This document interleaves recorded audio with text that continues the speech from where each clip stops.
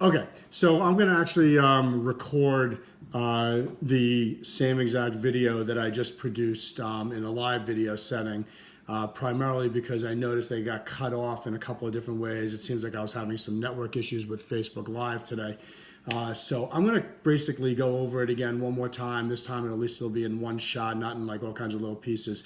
And I'll post it up onto the 3 pages where I posted the video before for anybody that wants to watch it in its entirety. So here we go. Today's video was my live video, episode 9, Timeout Tuesday. The title was Exercise versus Practice. Today's topic is something we talked about a lot during classes. We talk about it all the time.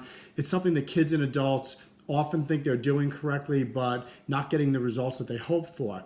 And at the end of this video, I'm going to give you a couple of tips that I use for practicing that seem to work well for me. Practicing can definitely be boring, it can be draining, but there's really no other way to get good at something that requires skill. You can't buy it, you can't add water to it, you can't sprinkle some foo-foo dust on it and hope that it kind of magically appears and works for you.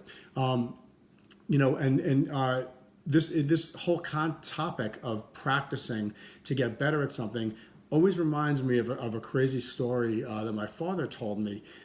It was when he was back in college, he applied for a summer job at a photo retouching studio. This was way before Photoshop. All the work was done by hand. It was very, with airbrushes, very meticulous and time-consuming work.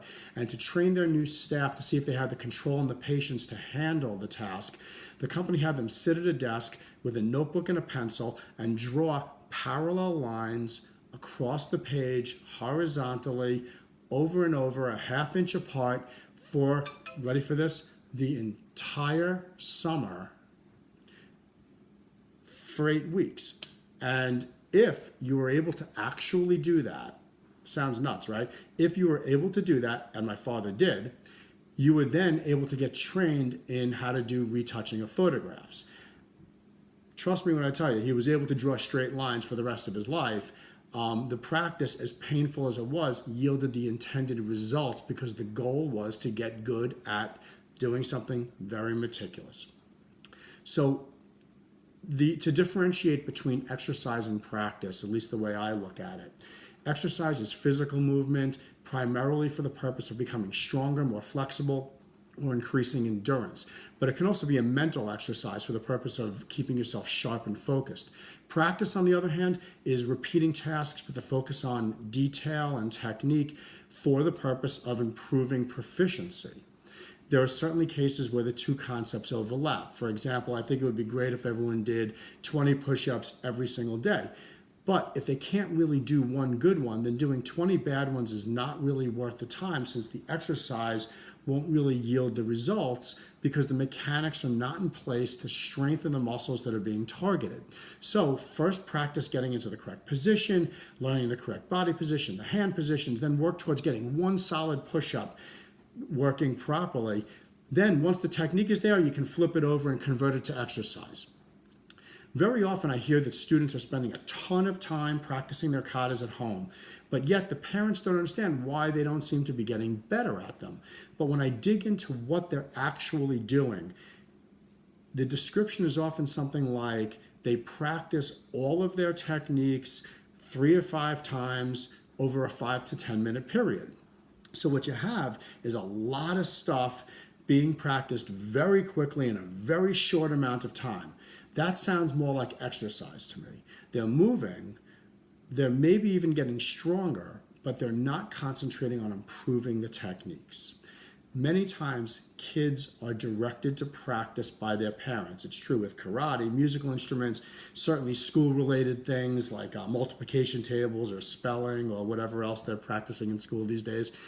And if they're not guided to use strategies for making the best use of this time, they're likely to put on a good show for the required amount of time so that they could move on to the thing that they really want to be doing. So it's up to us to guide them with some strategies. Here's a few tips that I use for practicing stuff. Number 1, break things down into small pieces. Don't practice everything you need to know every day unless you have gobs of time, which nobody has. For example, if you're practicing kata, choose one or a part of one. Practice it methodically, concentrating on each movement, asking yourself along the way if your hands, if your feet, if your body are all in the correct positions. Very often when I practice karate or guitar, I choose very small sequences, practice them over and over and over again until I can do them without thinking before I move on to the next piece. Then later on, I glue them all together and form a kata or a song. Excuse me. Channel your instructors. Number 2, channel your instructors or your teachers. Imagine that they're watching you. What would they say about what you're doing? What would their criticism be? Number 3, compare yourself to somebody that you think is better than you. Use video. YouTube has a video for everything you could possibly want to learn. There's got to be someone better than you. Find that person. If you're trying to learn some martial arts, you can use Millennium's community, the member community Facebook page. Use the videos and strive to emulate the person that you want to be like. Number 4, be your own instructor.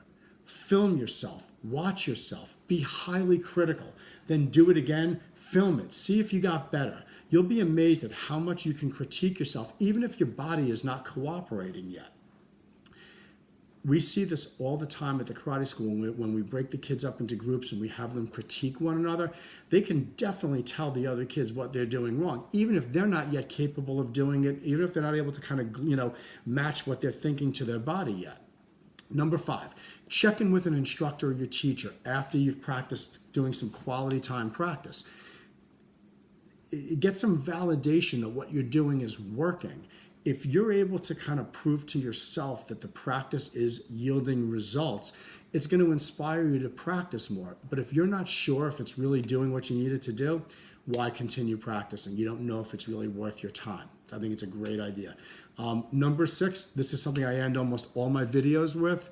Be patient. Get a little bit better every single day. You're not getting perfect today. Be easy on yourself. Just work and get a little bit better. That's today's video, folks. I'm going to be heading over to the karate school momentarily. We have a busy day today. We have over 95 kids registered for our Dojo Olympic event that's coming up this Saturday from 3 to 5 o'clock over at Sport Time. We rented a facility. This is a free event that we do. Like many free events that we do at the karate school, we rented an outside facility because we just wanted to make sure that we can accommodate the number of kids and have an awesome event. We're looking forward to it. It's a lot of fun, games, snacks, prizes, medals for the winners. So I'll see you at the dojo. Have a great day. Make it a great day. Peace.